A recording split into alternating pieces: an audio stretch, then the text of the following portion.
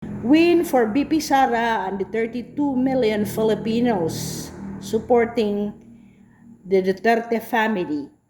So ngayong gabi po ay nagkaroon ng botohan.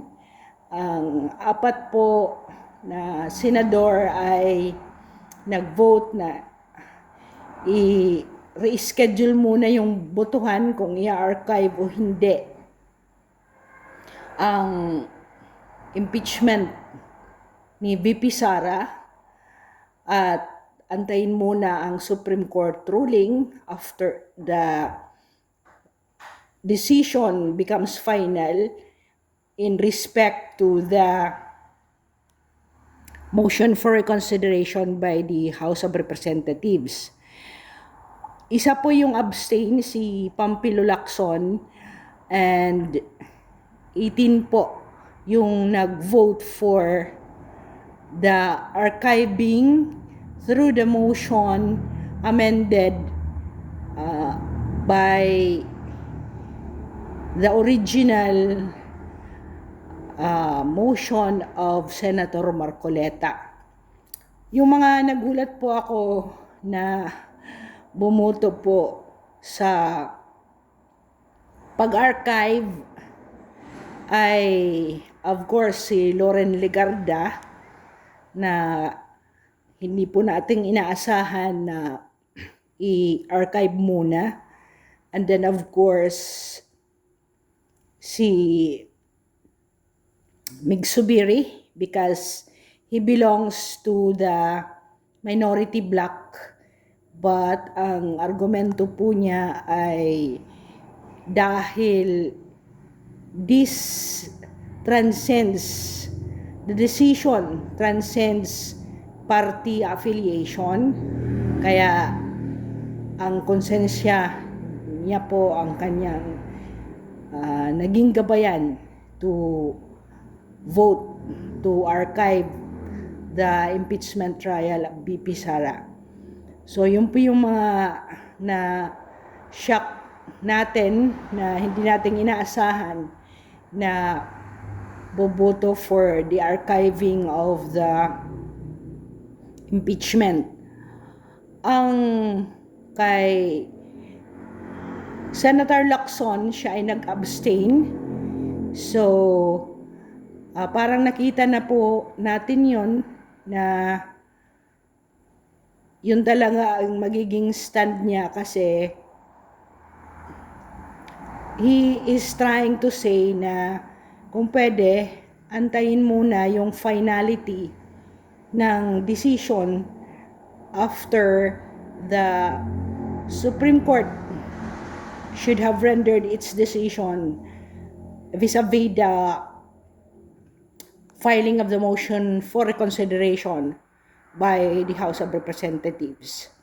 Nakakatuwa po yung mga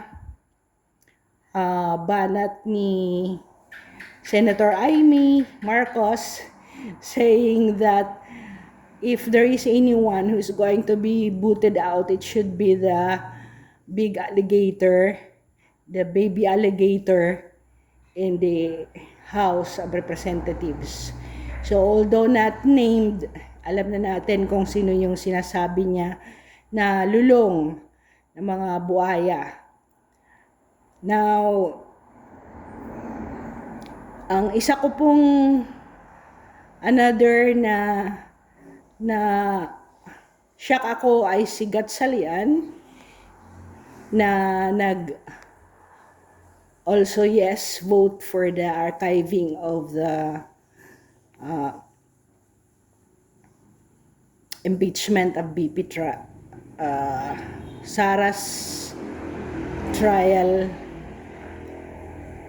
and just follow the Supreme Court's ruling. Masaya po kasi makikita po natin ang independence at yung mga sobrang bias na mga senado na talagang they will stick to their guts, the stand to, just boot out the vice president na wala namang pabalik-balik na rin na wala na sa ayos yung mga argumento. And I really love the ones being stated by Senator Chis Escudero na nagsasabi na ano ba tong mga legal luminaries pag gusto nila yung tao, bipilipit nila yung batas para hindi matuloy yung mga impeachment. Using the same Francisco case of the Supreme Court na bakit daw ngayon na si BP Sara ay binabaliktad yung mga stand nila. Sabi niya nung wala pang Supreme Court ruling ay gusto nila bilisan yung pag-trial ng Senado. Ngayon, gustong i-hold naman. Saan ba talaga lalagay ang mga senator, judges? And of course, the most outstanding speech ay ang kay Senator Marcoleta because it is really a blessing na siya ay napunta ng Senado dahil may alam talaga siya sa proseso at anong mga nangyari doon.